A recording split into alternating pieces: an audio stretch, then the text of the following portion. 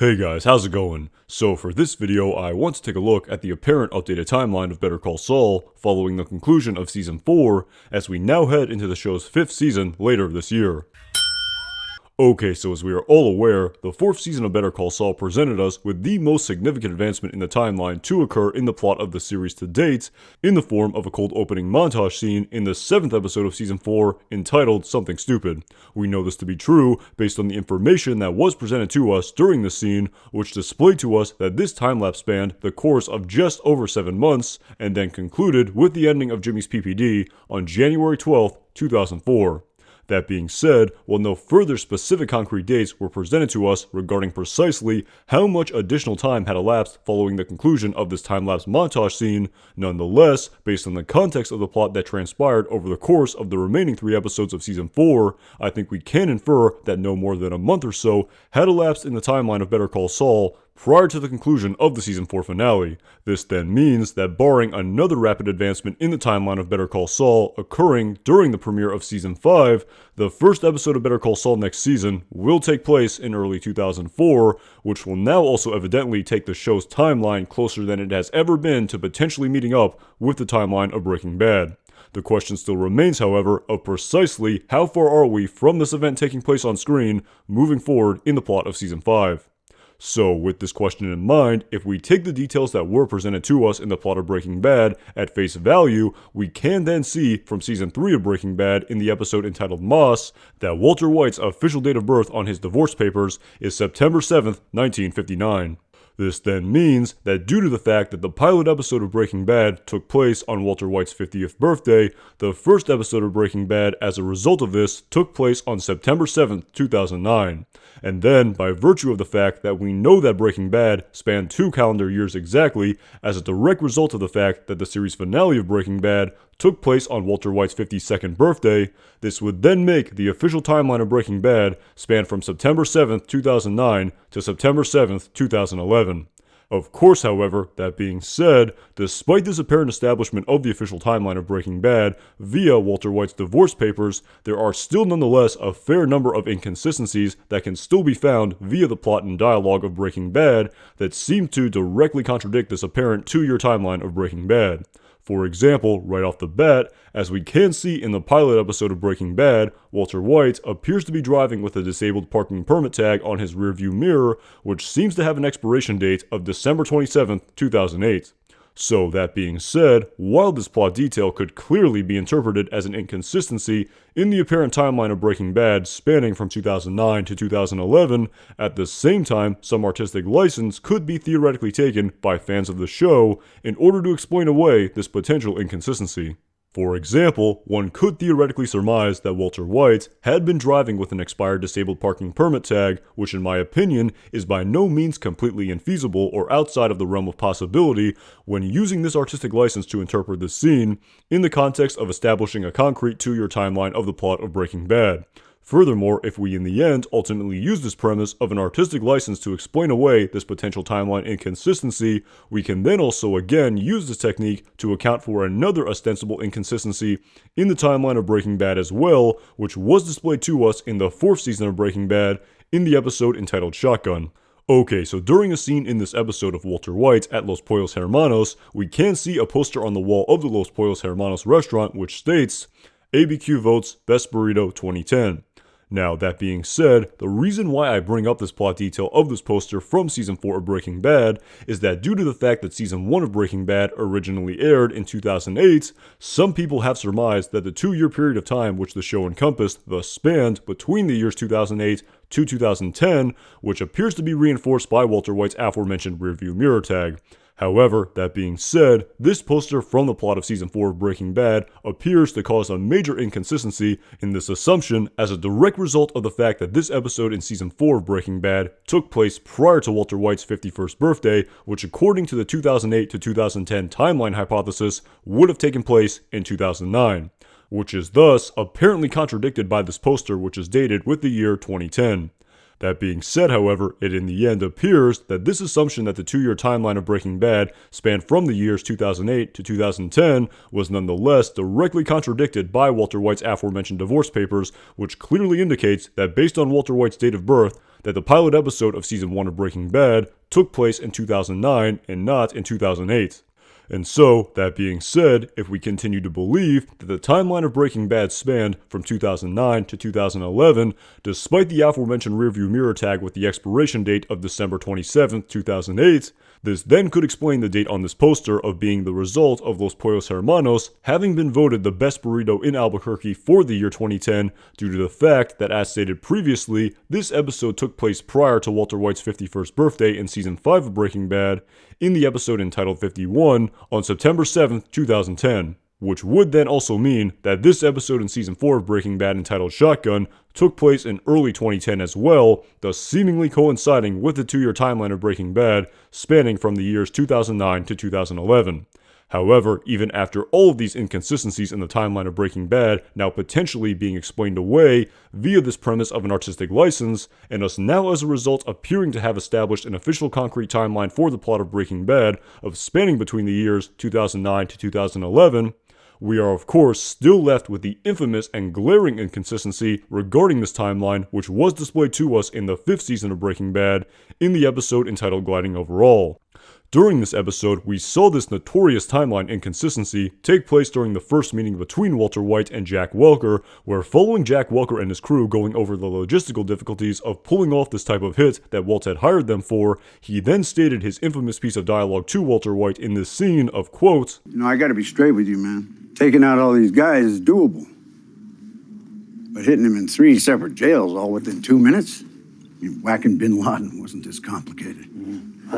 And so, as a direct result of the fact that based on the aforementioned timeline of Breaking Bad, this episode in Season 5 is supposed to have taken place shortly after the episode entitled 51, which took place on September 7, 2010 on Walter White's 51st birthday, this piece of Jack Welker's dialogue as a result appears to have been a major oversight by the creators of Breaking Bad due to the fact that Osama bin Laden was not killed until May 2, 2011. Now, that being said, however, while the creators of Breaking Bad have nonetheless acknowledged and admitted to this notorious error in continuity in regards to the 2-year timeline of Breaking Bad, all of that notwithstanding, we once again could theoretically use some artistic license to explain away this scene as well, due to the fact that this throwaway line of dialogue was never mentioned again in the plot of Breaking Bad following this scene. So, with this premise in mind, in order for us to potentially explain away this piece of dialogue as not being an inconsistency in the established timeline of Breaking Bad, one could theoretically hypothesize that Jack Welker was a conspiracy theorist of some sort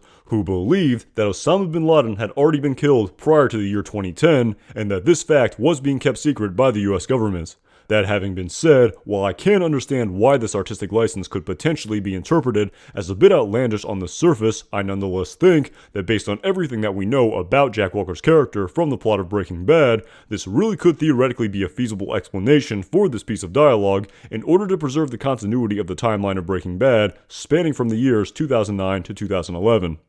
Interestingly, continuing along these same lines, as a direct result of the fact that this scene from Season 5 of Breaking Bad contains the most notorious inconsistency regarding the timeline of Breaking Bad spanning from the years 2009 to 2011, I have sometimes wondered if it could be theoretically possible that this error in continuity could potentially be corrected by the creators via the plot of Better Call Saul, or even theoretically via the plot of the Breaking Bad movie, through a scene and or piece of dialogue which would firmly display to us that Jack Welker was a conspiracy theorist who believed that Osama bin Laden had already been killed. However, that being said, while this bin Laden timeline inconsistency is clearly the most well-known and well-documented error in continuity to have occurred in the timeline of Breaking Bad, if we truly begin to nonetheless really get into the weeds in regards to the plot of Breaking Bad, we can then see that there are in fact many additional throwaway plot details that took place over the course of Breaking Bad that also directly contradict this aforementioned 2-year timeline as well. For example, another oversight in regards to the 2-year timeline of Breaking Bad, spanning from the years 2009 to 2011, can be seen in Season 4 of Breaking Bad in the episode entitled Problem Dog, during the cold opening scene where we can see Jesse Pinkman playing the video game entitled Rage, which based on the aforementioned 2-year timeline of Breaking Bad is supposed to have taken place in 2010. However, the video game entitled Rage that we can see Jesse playing in this scene was not released until 2011. This oversight by the creators of Breaking Bad was likely as the result of the fact that this episode in Season 4 was filmed and released in the year 2011, which coincided with the release of this video game.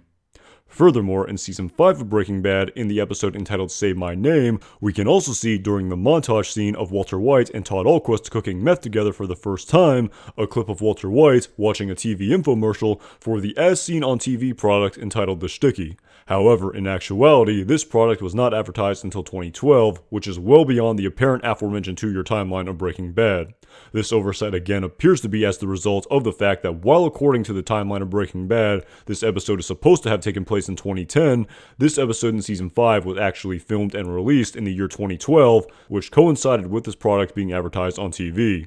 And so, with these additional apparent oversights in regards to the 2-year timeline of Breaking Bad being taken into account, well, we could still theoretically attempt to use an artistic license to explain away these aforementioned scenes as well. For example, that Breaking Bad actually takes place in a universe where the video game Rage and where this As Seen on TV product were actually invented in the year 2010 instead of the years 2011 and 2012 respectively. Nonetheless, as stated previously, if we in the end really begin to nitpick the plot of Breaking Bad with a fine-tooth comb, as we did with these previous additional examples, we would then surely uncover many additional subtle errors in regards to the continuity of the 2-year timeline of Breaking Bad, spanning from the years 2009 to 2011. And so, regardless of if and or how you decide to view all of these errors in continuity when analyzing the 2-year timeline of Breaking Bad, notwithstanding, in my opinion, it should be noted nonetheless that these errors still by no means take away from the overall brilliance and greatness of Breaking Bad as a television show, and when all is said and done, I have the strong feeling that it is rather improbable that the creators of Breaking Bad are going to attempt to correct every single one of these errors via the plot of Better Call Saul and or the plot of the Breaking Bad movie in the name of maintaining absolute continuity in regards to the timeline of both of these shows, and I ultimately think that the creators of Breaking Bad will probably just in the end let bygones be bygones and leave these clear inconsistencies in the timeline of Breaking Bad as they are. And so, now after all of this background information regarding the Breaking Bad timeline being taken into account, and us now taking the Breaking Bad timeline spanning from 2009 to 2011 at face value, despite all of these aforementioned errors in continuity, this then brings us back full circle to the timeline of Better Call Saul, heading into the show's 5th season. So that being said, while there are actually very few if any real concrete years and or dates regarding Saul Goodman's backstory from the plot of Breaking Bad that need to be adhered to in terms of maintaining the continuity of the timeline of both shows, one key piece of dialogue that nonetheless really stands out in regards to this timeline took place in Season 5 of Breaking Bad in the episode entitled Hazard Pay during a scene where Saul stated his legal history to Mike Ehrmantraut upon Mike inquiring how Saul knew the members of Vamonos Pest. And you know them how? I've been pulling their chestnuts out of the fire, legally speaking, for 5 years. Ira and his guys are good. I mean, they know how to keep their mouths shut. And if you buy them, they're going to stay bought. You can check into them yourself. Well, if it comes to that.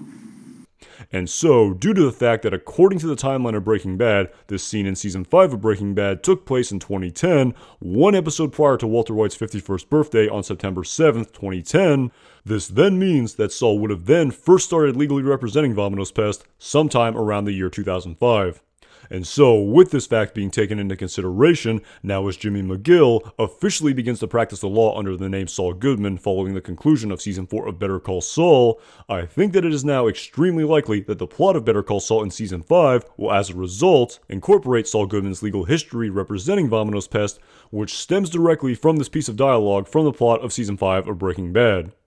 Furthermore, due to the fact that prior to the aforementioned time lapse that occurred in Season 4 of Better Call Saul in the episode entitled Something Stupid, we know that the first half of Season 4 took place in 2003, this then likely explains why the creators of Better Call Saul chose to have Ira, the owner of Vamonos Pest, currently working a different job during his first few encounters with Jimmy McGill in the plot of Better Call Saul. And so, as a result of this, in addition to Saul Goodman's legal history representing Vamonos Pest, I also think that Saul Goodman's role in the creation and establishment of this iconic Breaking Bad company could potentially also be a key factor in the plot of Better Call Saul next season as well, which could then as a result also naturally bring the Breaking Bad character Todd Alquist into the plot of Better Call Saul next season, who as we all can remember was an employee of Vamonos Pest when we were first introduced to his character in the plot of Breaking Bad. This would then also only put us 1 degree of separation away from Todd Alquist's uncle Jack Welker as well, but of course I digress. And so, now with all of this information regarding the background of the plot of Vamonos Pest being taken into account, it appears that due to the fact that according to the dialogue of Breaking Bad, Saul Goodman did not begin to legally represent Vamonos Pest until 2005, and that the final episode of Season 4 of Better Call Saul took place in early 2004, this then raises the all-encompassing question of how might the creators of Better Call Saul choose to manipulate the timeline of the series heading into the show's 5th season. Of course, that being said, well at this point in time, we as fans can only endlessly speculate as to how the creators may choose to devote the remainder of the story of Better Call Saul heading into the show's 5th season. In my opinion, nonetheless, it appears that the creators will in the end choose to devote the remainder of the story of Better Call Saul to either the distant backstory of Jimmy McGill prior to him first meeting Walter White in Season 2 of Breaking Bad, or instead use a rapid advancement in the timeline moving forward in the show's 5th season in order to progress the show much closer to the year 2009 when Saul Goodman first met Walter White in the plot of Breaking Bad. And so, that being said, if the creators of Better Call Saul ultimately choose the latter option when cultivating the remaining story of Saul Goodman in the plot of this series, it should be noted that due to the fact that according to the plot and dialogue of Better Call Saul, the first 4 seasons of the show only spanned about a little more than 1.5 calendar years, as we can see by Jimmy's check in the first episode of Season 1 of Better Call Saul entitled Uno, and the aforementioned PPD document which was displayed to us in the 7th episode of Season 4 of Better Call Saul entitled Something Stupid. This would then mean that the remaining seasons of Better Call Saul would need to incorporate the most significant sweeping advancements in the timeline to take place over the entire course of Better Call Saul, or Breaking Bad, which would then need to make the timeline of Better Call Saul span more than 5 calendar years over the course of the currently unknown remaining seasons of the series. And with all of that being said, at the end of the day, I absolutely cannot wait to see what might be in store for us in regards to the timeline of Better Call Saul moving forward in the show's 5th season later this year, in addition to any new additional information being reported to us regarding how many more seasons of Better Call Saul there will ultimately be to tell the backstory of Saul Goodman prior to us first being introduced to his character in the plot of Breaking Bad. Alright guys, thank you so much for watching this video. If you enjoyed this video and also want to see additional videos where I discuss and analyze the plot of the upcoming 5th season of Better Call Saul, then make sure you check out some of the other videos about the 5th season of Better Call Saul on my channel, and definitely make sure you subscribe to my channel so you don't miss any new videos leading up to the premiere of Season 5 of Better Call Saul. As always, my name is Anton Jackson. Thanks again for watching.